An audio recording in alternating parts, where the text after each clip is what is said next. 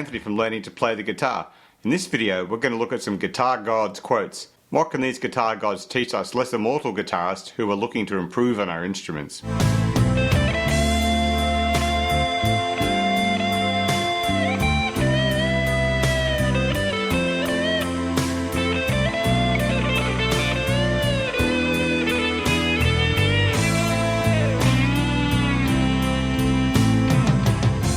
First up, we have a quote from the late great Gary Moore. How can you learn to play lots of fast notes when you can't make a few slow ones sound good? Gary's point here is that there is no sense in trying to play fast if you can't play slow well. It's always best to start off with a simple idea in your guitar solos and build from that. Listen to great players such as B.B. King or even jazz players like trumpeter Miles Davis to hear how you can play some simple ideas effectively and build a great solo from there. This approach works much better than just playing a lot of fast, rubbish, throwaway notes. Try to create a memorable hook and build your solo off that idea.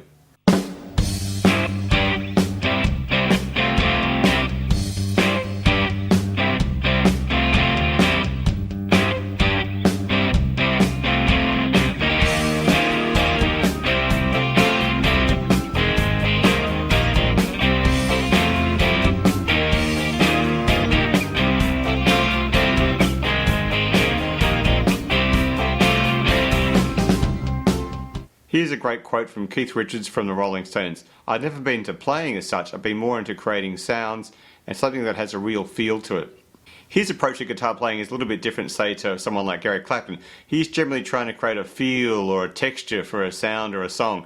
A great example of this is to watch the film Sympathy for the Devil by Jean-Luc Godard, where it's following the Rolling Stones in the studio recording that song and the different approaches they take to it. And they do multiple takes and different styles until they finally settle on the one that everyone knows today.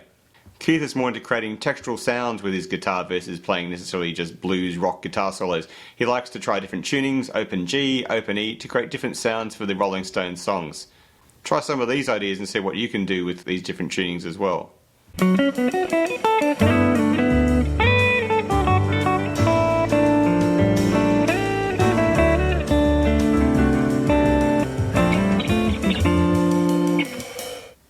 Next up we have jazz great Pat Metheny.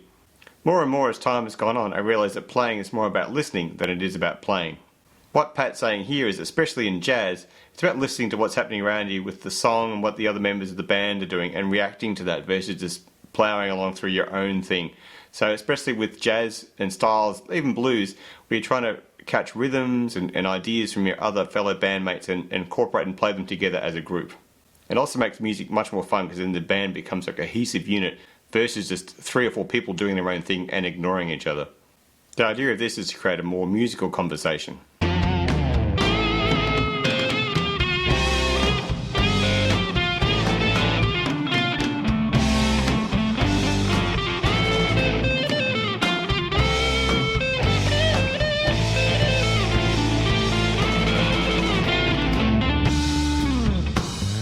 Next up, here's one from Eric Clapton. Before I play, I think of something that will be effective, but I never work it out note for note. Here, Eric Clapton is outlining his approach to improvising. He is the master of using minor and major pentatonic shapes and blending them together. Check out his solo from Crossroads from Cream's Wheels of Fire album for a great example of this. It's always good to have some idea, but you don't necessarily have to be working out note for note what you're playing, especially if you're playing blues and styles like that.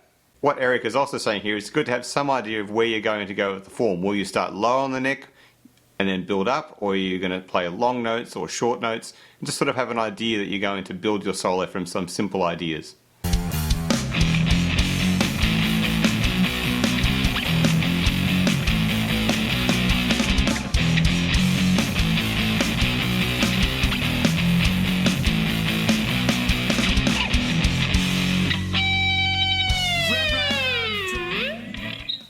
Next up we have Dimebag Darrell, who is most famous for playing guitar in Pantera.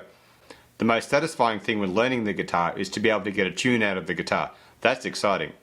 I remember as a beginner just being able to strum along with 2 or 3 chords for like a U2 song or something very similar, and that was really exciting to me. And then when I got more advanced, learning how to play like Sweet Child of Mine and songs like that, and to be able to get all the way through from the start to the finish of the song without getting lost or making a mistake was a great achievement. When you're learning guitar, it's always good to try and play a whole tune from start to finish, whether it's something simple or complicated, versus just knowing bits and riffs, so you can really say, can I actually play a whole song correctly from start to finish. So when you're playing in bands later on down the road, you will have the experience of playing a whole song versus just parts of a song. An exercise you can do with this idea is to play along with some backing tracks that are on YouTube and other places online, and see if you can play along with the whole song and tape yourself on your phone or your computer in some way, and that's a great achievement to be able to have a nice quality recording of you playing your favourite songs.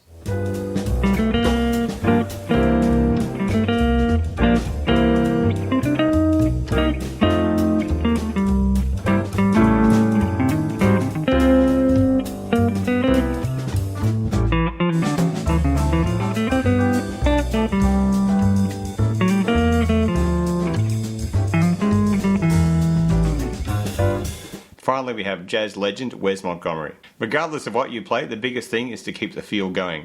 What Wes is saying here is that if you're improvising, especially in jazz and things like blues as well, and even rock solos, is to keep the momentum and the feel of what you're playing going, even if it is a slow ballad. So if you do play a wrong note, just keep going on and most people won't even notice.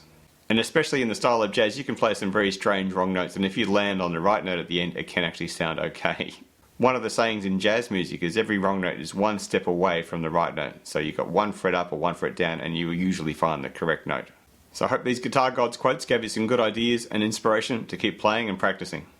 Subscribe to the Learning to Play the Guitar YouTube channel for more lessons. And don't forget to click on the bell to receive notifications when I upload a new video. You can also check out my books and more lessons at my website learningtoplaytheguitar.net. Thanks for watching and keep practicing.